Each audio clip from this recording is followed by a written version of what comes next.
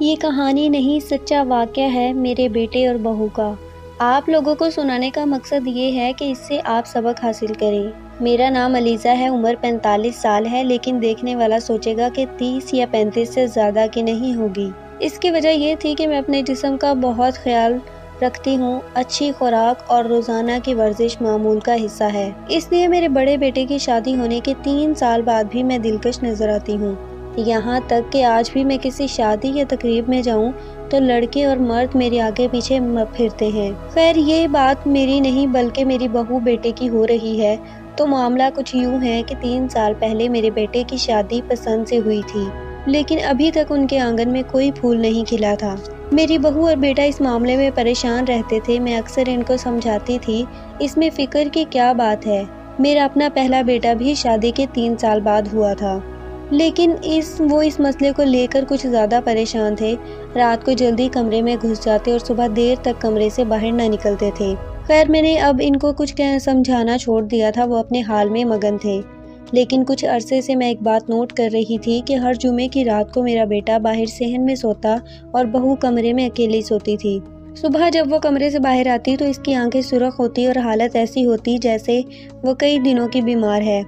تو میں نے اپنا وہم سمجھا کہ شاید میں ہی ایسا محسوس کر رہی ہوں، جبکہ حقیقت میں ایسا کچھ نہیں ہے۔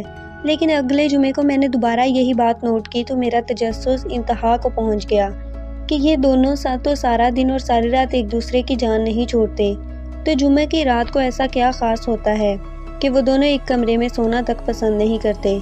براہ راست مجھے بولنا اچھا نہیں لگ رہا تھا، اس لیے میں نے خود سے معاملے کی تہہ تک پہنچنے کا سوچا اور اگلے دن سے میں نے دونوں پر آنکھ رکھنی شروع کر دی۔ وہ ہفتے کا دن تھا۔ حسب روایت ہفتے کو میری بہو سارا دن تھکی اور بیمار سی نظر آتی۔ رات کو دونوں جلدی سونے کے لیے کمرے میں چلے گئے۔ میں نے اب گن کر دن گزارنے شروع کر دیے اور پھر جمعہ کا دن آ گیا۔ میری بہو نے کھانا جلدی ہی بنا لیا اور سب کو کھلا کر سونے کا بہانہ کر کے کمرے میں گھس گئی۔ میرے بیٹے نے چارپائی اٹھائی اور تھوڑا دور برآمدے کے دروازے میں رکھ کے لیٹ گیا۔ میں اس کے سونے کا انتظار کرنے لگی، لیکن وہ موبائل پر کوئی گیم کھیلنے میں لگا ہوا تھا۔ میں کمرے کی کھڑکی تھوڑی پیچھے کر کے اس کو دیکھ لیتی تھی کہ کوئی 1 گھنٹے کے بعد اس نے موبائل رکھا اور سو گیا۔ میں کمرے سے نکل کر اس کی چارپائی کے پاس گئی تو اس کے ہلکے ہلکے خراٹے گونج رہے تھے۔ مجھے یقین ہو گیا کہ وہ سو چکا ہے۔ اب دوسرا مسئلہ کمرے کے اندر جھانکنے کا۔ کھڑکی جو اندر سے بند تھی، واحد راستہ چھوٹا روشن دان تھا، لیکن وہاں تک پہنچنے کے لیے مجھے ایک عدد لکڑی کی میز اور ایک کرسی کی ضرورت تھی، اور یہ چیزیں گھر میں بآسانی دستیاب تھیں۔ میں نے ایک کمرے سے میز اٹھا لائی اور بہو کے کمرے کے باہر میں مین روشن دان کے نیچے رکھ دیا۔ پھر کرسی اٹھائی اور بنا آواز کی میز کے اوپر رکھ دی۔ اب اگلا مرحلہ اوپر چڑھنے کا تھا کہ میرے لیے یہ کوئی مسئلہ نہیں تھا کہ میں پہلے ہی بتا چکی ہوں کہ میرا جسم کافی فٹ اور چست ہے۔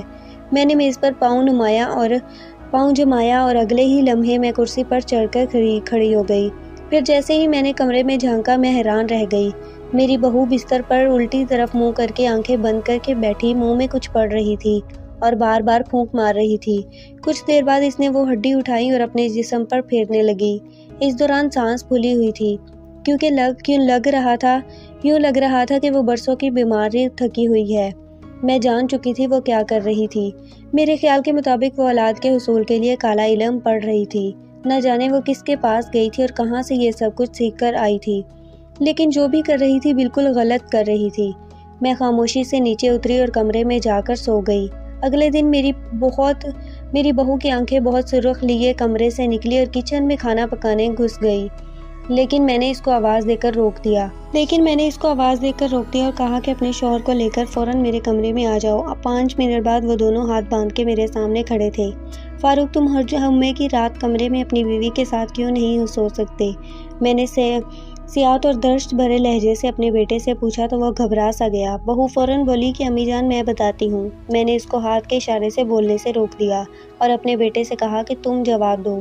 وہ بولا کہ امی جان دراصل یہ جمعہ کی رات کو پڑھائی کرتی ہے تاکہ اس کو اولاد مل جائے، اور پڑھائی کرنے کے لیے اس کو تنہائی کی ضرورت ہوتی ہے، اس لیے میں جمعے کی رات باہر برآمدے میں سو جاتا ہوں۔ بہو تم کون سی پڑھائی کرتی ہو، ذرا تفصیل بتانا پسند کرو گی؟ میرا فیصلہ کن لہجے میں پوچھے گئے سوالات نے اس کو جھوٹ بولنے کے قابل نہیں چھوڑا تھا۔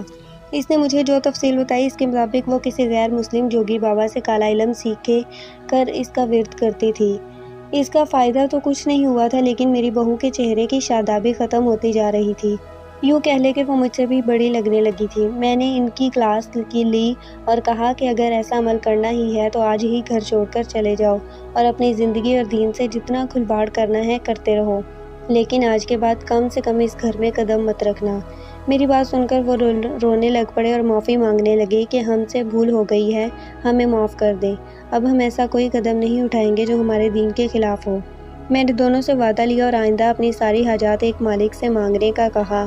اس دن کے بعد پھر سے وہ دونوں میری ہدایت پر عمل کرتے رہے۔ میں نے سوچا کہ اس طرح کے کتنے لوگ ہمارے معاشرے میں موجود ہیں جو اپنی محرومیوں کے ازالے کے لیے کسی بھی حد تک جانے کو تیار ہیں۔ دراصل یہ وہ لوگ ہوتے ہیں جن کا اللہ پر توکل نہیں ہوتا اور وہ اپنے معاملات خود ٹھیک کرنے کی کوشش کرتے ہیں اور پھر اس کا خمیازہ بھی ان کو بھگتنا پڑتا ہے۔